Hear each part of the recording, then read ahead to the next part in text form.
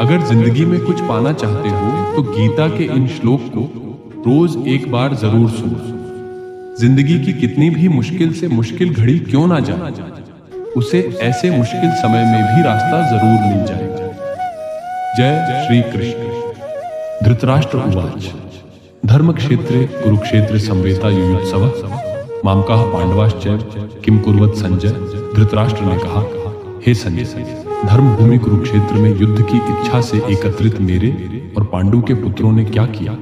भावार्थ, धृतराष्ट्र जो जन्म से नेत्रहीन थे, अपने पुत्रों और पांडवों के बीच होने वाले युद्ध को लेकर चिंतित हैं।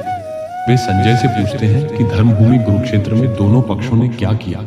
संजय उवाच दृष्ट्वा तु पांडवानीकम व्यूढ़म दुर्योधनस्तदा आचार्यमुपसंगम्य राजा वचनमब्रवीत।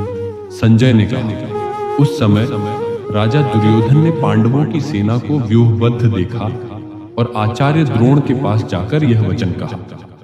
भावार्थ, दुर्योधन पांडवों की सेना की व्यवस्था देखकर चिंतित होता है और अपने गुरु द्रोणाचार्य के पास जाकर उन्हें सूचित करता। पश्चैताम पांडुपुत्राणामाचार्य महतीम चमू व्यूढ़ाम द्रुपद पुत्रेण तव शिष्येण धीमता।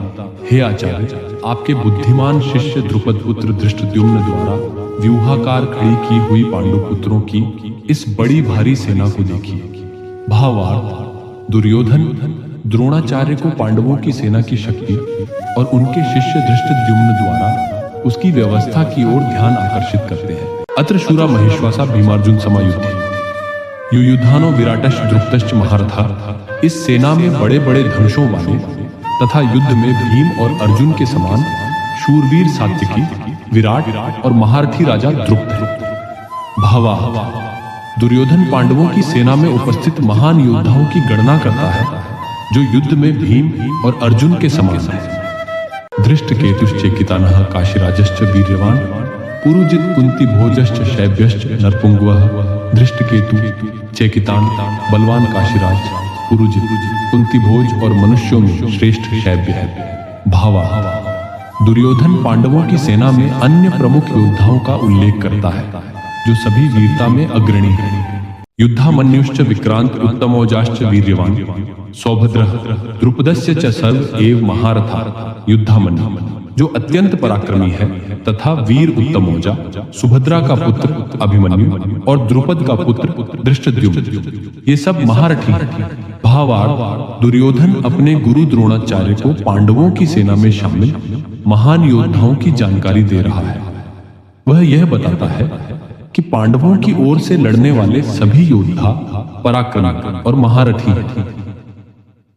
अस्माकं तु विशिष्टा यत्तानि बोध द्विजोत्तम नायिका मम सैन्यस्य संझार्थम तान ब्रवीमि ते। हे द्विजोत्तम ब्राह्मण श्रेष्ठ द्रोण, मेरी सेना में जो प्रमुख योद्धा हैं उन्हें भी आप जानिए। मैं आपके ज्ञान के लिए उनका वर्णन करता हूँ। भावार्थ, दुर्योधन अब अपनी सेना के महान योद्धाओं का वर्णन करता है। वह गुरु द्रोण को अपनी सेना की ताकत का भरोसा दिलाना चाहता है। भवान भीष्मश्च कर्णश्च कृपश्च समितिञ्जयः अश्वत्थामा विकर्णश्च सौमदत्तिस्तथैव च आस। आप द्रोणाचार्य, भीष्म, कर्ण युद्ध में विजयी कृपाचार्य, अश्वत्थामा, विकर्ण और सौमदत्त ये सब मेरी सेना के प्रमुख योद्धा हैं। भावार्थ, दुर्योधन अपनी सेना के महान योद्धाओं का बखान करता है ताकि गुरु द्रोण को युद्ध के लिए प्रेरित कर सके। अन्य च बहवः शूरा मदर्थे त्यक्त जीविताः नाना शस्त्र प्रहरणा सर्वे युद्ध विशारदा। इसके अतिरिक्त मेरे लिए जीवन का त्याग करने को तत्पर बहुत से अन्य भी शूरवीर हैं जो विभिन्न प्रकार के शस्त्रों से सुसज्जित हैं और युद्ध में निपुण हैं।